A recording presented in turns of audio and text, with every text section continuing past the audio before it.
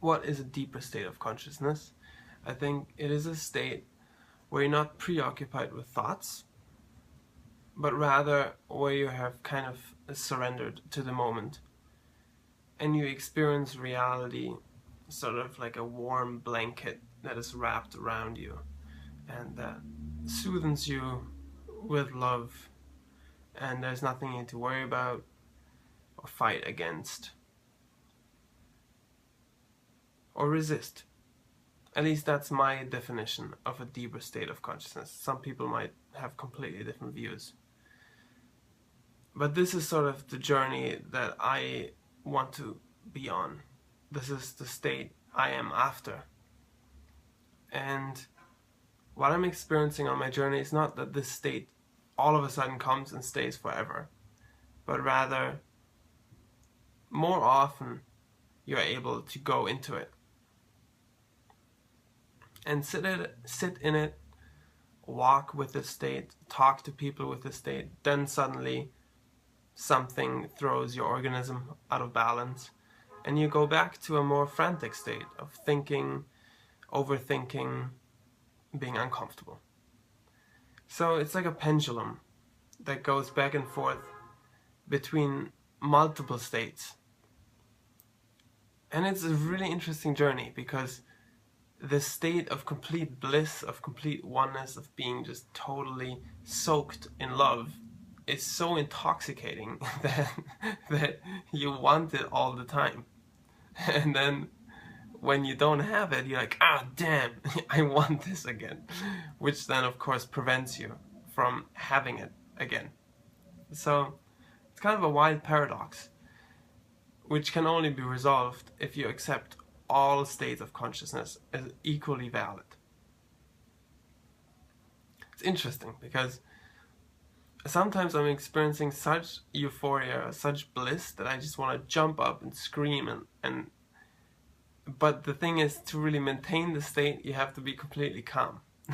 so it's kind of like you have to not overindulge in the love, but rather just kind of accept it as another wonderful thing that life brings.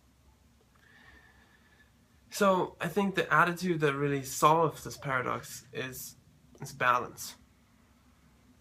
Because as soon as you cling to one extreme, you create the other extreme.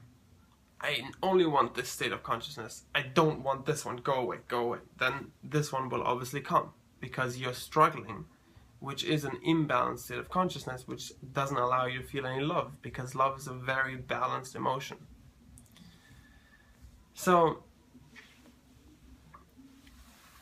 yeah, so this is, I think, what the journey of meditation goes towards, and that's something I think you have to be really patient with, and that's something I'm learning too, that I can't be wanting this state on constantly or instantly, but rather be like, okay, I'm going to do my daily practice, sit there for an hour, meditate, focus on my breath, focus on my heart, and I'm going to do it regardless of how I feel.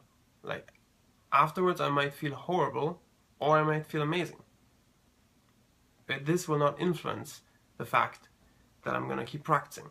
In the same way, if you want a plant to grow, you have to keep watering it, regardless if you like the next leaf that comes out. And if you look at a really old tree, you will see so many different shapes in it. Broken branches where the bark grew back over, maybe the tree grew into a fence pole or grew into a rock. There's so many obstacles that are in the way of the tree's growth that become incorporated in the tree's character. So if you look at an old tree, you see all these challenges the tree had and all the solutions the tree found. And in the same way, as we grow as people, we confront all these challenges within us and we find all these solutions. For example, you have this fear or that fear, you have this desire, this aversion, this need, this psychological habit, whatever it is. You'll find an individual solution to each one of your problems if you just keep meditating. Because what you do in meditation is you simply accept constantly. It's like, okay, this thought is fine, let it go. Oh, but I wasn't good yesterday. I said this. Yeah, it's fine, let it go. I really want to achieve more in my life. Yeah, that's fine, let it go. Breathe out. So what you're constantly doing is just saying it's fine. You don't even say it verbally, but by not following a thought pattern, but by returning back to your breath, grounding yourself in the moment, you're essentially balancing all these different forces. Because these forces come to the surface of your psychology, or to the surface of your attention, because of an imbalance that these forces think needs to be taken care of. And when I say these forces, I'm talking about psychological habits. For example, my habit might be I want to be appreciated by others. Then whenever I do something, I will look for recognition, maybe by fishing for compliments or whatever it is. So that's a psychological habit. And during meditation, maybe thoughts related to something like that will come up. And by disregarding them, by saying to yourself, it's more important to focus my breath right now than to follow this spiral of psychological desires, you're balancing this habit. You're integrating it. You're no longer defining yourself based on this habit. So what you're really doing is you're taking your whole psychology and you're looking at it more like, oh, these are all habits. They're not me. They're not me. I am the awareness that is observing all these habits. And that creates a huge distinction. Because suddenly, all these habits are just impermanent phenomena that comes and goes. They no longer affect you. I mean, they might affect you, but you're no longer identified with them. And this is actually a switch you can do instantly. You can instantly say, oh, all my desires, all my fears, they're all just habits that come and go, and I no longer need to take them seriously. I can just observe them and say, okay, I'm afraid right now of this. How does my breath feel? You always have the choice to follow an emotion, follow a thought, or don't follow it, regardless of how intense it is. Sometimes, an emotion or thought might overpower you, and you might think, or you might follow it for a long time before you realize that you have a choice whether you want to follow this energy or not.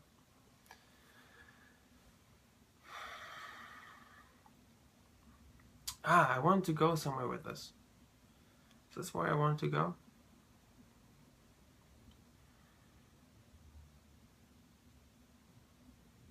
Yeah. And I think after you do this for a long time and you're really patient with yourself, and you just get so used to the process of constantly juggling psychological forces, it becomes very easy, It's like, oh, here comes another one. Oh, this one's a little intense. Take a deep breath and out of the window. Then at that point you start to be able to put out a vibe. And that's a cool place to be in. To just, be so clear in your awareness that you can hold your focus on your heart for a long time.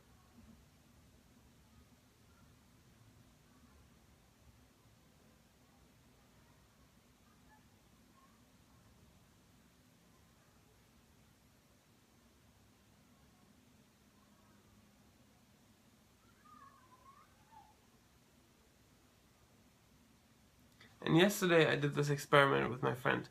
We were at dinner and I was asking her, what is more comfortable? Number 1 or number 2? First, I looked at her and focused really intensely on her eyes. The second time I looked at her and focused on my own heart. And she said, oh, the second one is way easier. It's way easier to talk to you that way. The other one kind of felt so invasive. And, I think that applies to all situations. When you keep your focus on your heart, you solve problems, you make people more comfortable, you can talk to people better, because you're just putting out a good vibe. You're just in your heart, and you're not following any psychological fears or desires. And that's, that's something I'm still learning. I'm still a beginner in this, but I'm definitely starting to realize that it's possible. And at moments I manage to be in my heart, or when I manage to be in my heart, things around me just become way easier. So I think it's definitely a journey worth taking. Moving from the head, from all this psychological flickering of thoughts and feeling, going to a more deeper, calmer state, and just being able to hold your awareness right here for a long time. And that means knowing your psychology so well that you can make peace with all of your thoughts, that you no longer need to think them. You no longer need to worry about what others think about you, because you have disregarded these thoughts for such a long time that you no longer need to follow them. They're no longer part of your habit. So then you're creating a new habit, and that new habit is the habit of being in your heart.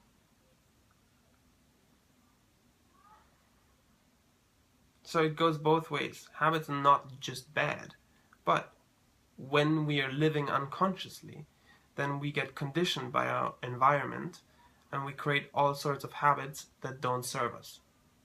But as soon as we realize, we can create habits that serve us, we can just do that. Then you just start doing something every day that benefits you. And meditation is such a thing. If you just stay present in your heart with your breath, whatever meditation technique you're doing, then it becomes your habit to be in that state. And you can carry that state with you into everyday life. And like that, I think we can change the world. Because you create a better vibe around you. You become the solution, not the problem.